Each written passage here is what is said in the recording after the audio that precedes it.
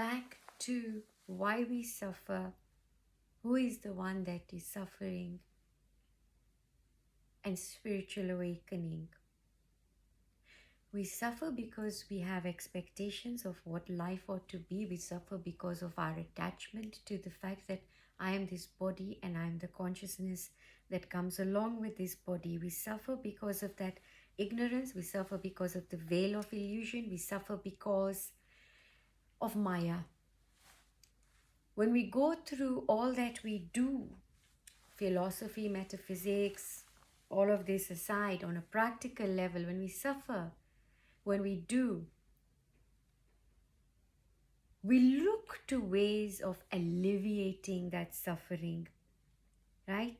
Seldom are we going to let that suffering run its course so that wherever the suffering is going to take us, wherever this pain associated with is going to take us, it can take us. Because as long as we are safe, and again, that's what is it to be safe? Another day, another post. When we are suffering and we get to the depths of it, you feel the pain, you break down, you cry. You cry because you can't see anything beyond that pain at that point. It is hellish. Hellish, absolutely hellish, right? But as you go through that suffering, when you let it get to the end, you can then feel it, and to some extent it neutralizes. And when you have your spiritual awakening, it allows you to look back and think, wow, was that really me? Did I really go through that? Where did I get the grit? Where did I get the resilience? How could I go through all those bereavements, being homeless, living life on my own, being raped, attempted murder, right? So many things. Sexual abuse in your family, right? Mental abuse, toxic parents, narcissism, so much. And not to mention the effect of all of these things on us that are lasting. They are so lasting, they leave imprints. They leave imprints. Now, a spiritual awakening begins by first dislodging these imprints.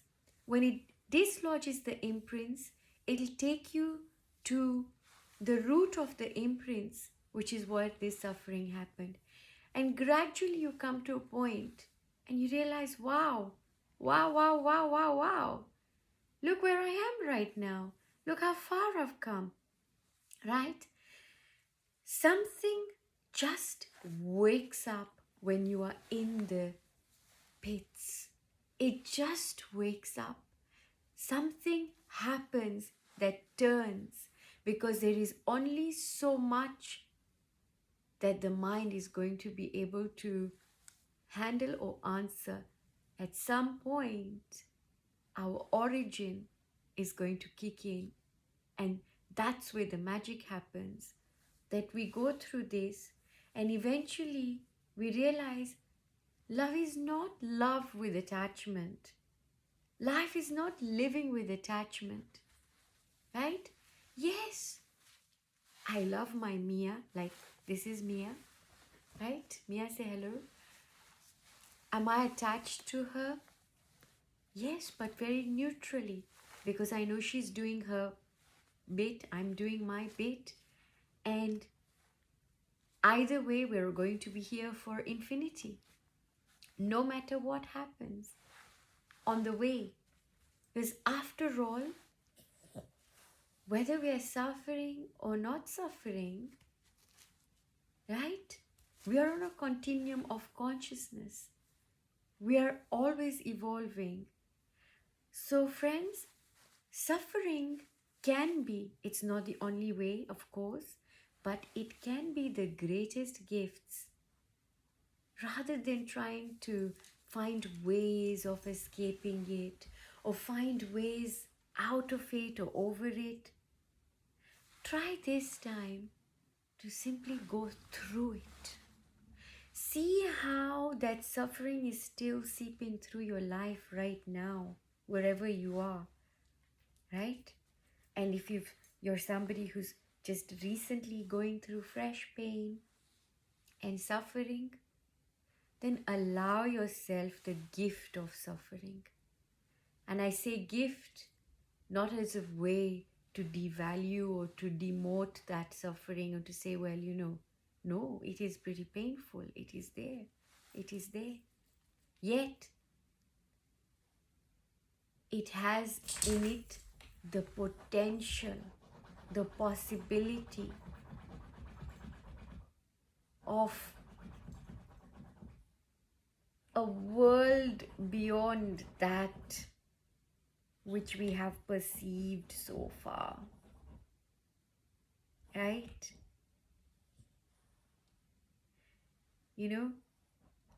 Had it not been for a lot of the various kind of pains or sufferings, I would probably be in my career, in my job, and doing all sorts of things. But some of us, we go through those things. We choose to go through those things. Yeah. It doesn't feel like, how could I choose this? But it's just, I can't believe it. But who said we're just this body? What is our spiritual awakening doing? What is it showing us? We're not just this. We're not just this. Yeah? I would love to hear your stories. Share your pain. We like to share our joy and our happiness and show our pretty lives to everybody, right? Let's share those painful moments as well. Moments where we've given our heart away and it's come back in pieces.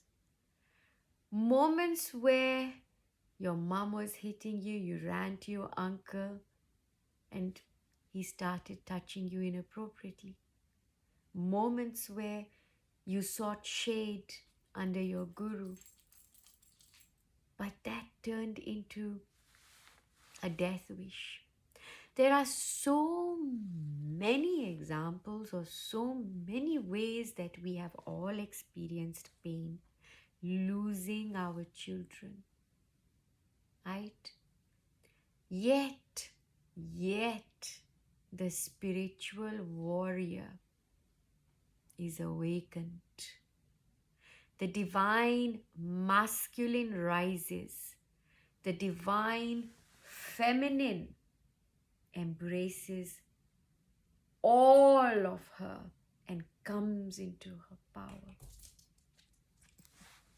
So, friends, you've suffered. You've been hurt. Your hearts have been broken. But not for nothing. Look how far you've come. And there is still so much yet for you to experience.